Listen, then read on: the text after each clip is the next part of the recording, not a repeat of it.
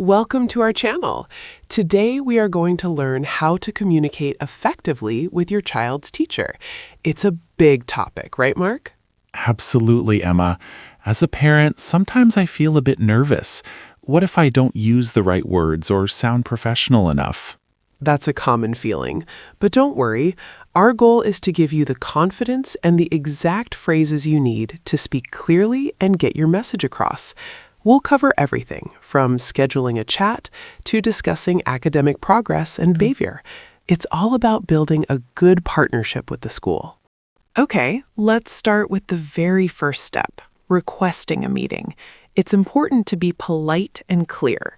You might say, "I'd like to schedule a time to talk about my child's name." So, not just, can we talk? That's too informal, right? Exactly. Or if it's a quick question, you could ask, "Are you available for a quick chat after school next Tuesday?" Being specific helps. Always remember to state your child's name so the teacher knows who you're referring to immediately. Good point. It sets a professional tone from the start. I should also mention the reason, even briefly. Hello, Miss Emma. My name is Mark. I'm Leo's dad. I hope I'm not calling at a bad time. I was hoping to schedule a meeting to discuss Leo's progress this term. Not at all, Mr. Mark. Thanks for reaching out. I usually have time slots available on Tuesdays or Thursdays after 3 p.m. What works best for you? We can also chat briefly over the phone if that's easier. Tuesdays sound perfect. I'd really appreciate a face-to-face. Could we aim for next Tuesday then? Say 3:30 p.m.? Let me just check my calendar. Yes, 3:30 next Tuesday works. I'll send you a calendar invitation. Looking forward to it. So, Mark, how did that feel playing the parent? It felt much better knowing exactly what to say. I liked how I asked, "I hope I'm not calling at a bad time," and then clearly stated, "I'm Leo's dad," and schedule a meeting. It was polite but direct. Exactly. In school settings, especially for initial contact, it's always better to err on the side of formality. Using phrases like, "I hope this email finds you well," or "thank you for your time," shows respect. Save this super casual "hey" for later, once you've built a relationship. It really helps set a positive tone. All right, you've got your meeting scheduled. Now, what do you say when you're there to discuss academics? Mark, what are some of your biggest questions as a parent?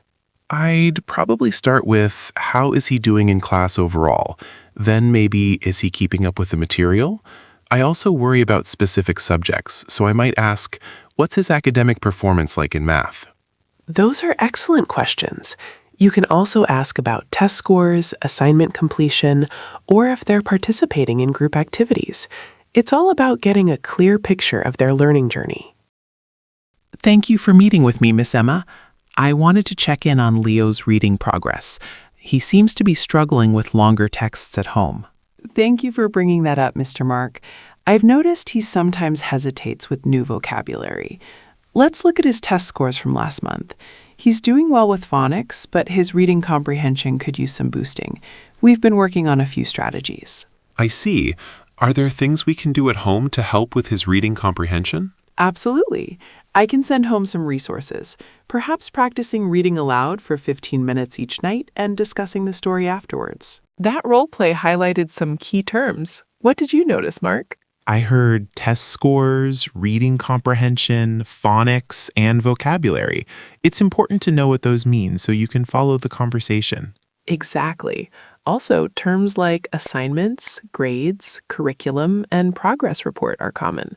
Don't be afraid to ask for clarification if you hear a term you don't understand. A good teacher will always explain things clearly. Understanding this vocabulary empowers you to engage more deeply in your child's education. Academic progress is crucial, but so is how your child is doing emotionally and socially. Mark, what questions do you have about behavior? I definitely ask, how is his behavior in class? Or is he getting along with others on the playground? Sometimes I worry if he's participating in class or if he's quiet. Great questions. You might also ask about their social skills, if they're respecting classroom rules, or if there are any concerns about conflict resolution. These insights help you understand their whole development. Ms. Emma, I also wanted to ask about Leo's behavior. How is he doing in that area? Thank you for asking, Mr. Mark. Leo is a very kind and helpful student. He's often the first to assist his classmates. However, we're working on his ability to stay on task during independent work. He can sometimes get a little distracted. I see. So he's helpful but needs to focus more? Precisely. We're implementing a system to help him manage his time and transitions better. Overall, his social skills are excellent. He's very good at making friends. In that role play, I used phrases like, he's a very kind student. However, why is that important, Mark? It really helps soften the message. It's not just your child is disruptive, it's constructive feedback. You start with a positive, then introduce the area for improvement, making it less confrontational. It makes me, as a parent, more receptive. Exactly. We call this sandwich feedback. Start with something positive, then the area to work on, and end on a positive or plan of action. Phrases like, he's generally good, but sometimes, or we're working on, are very effective for keeping the conversation positive and solution-oriented.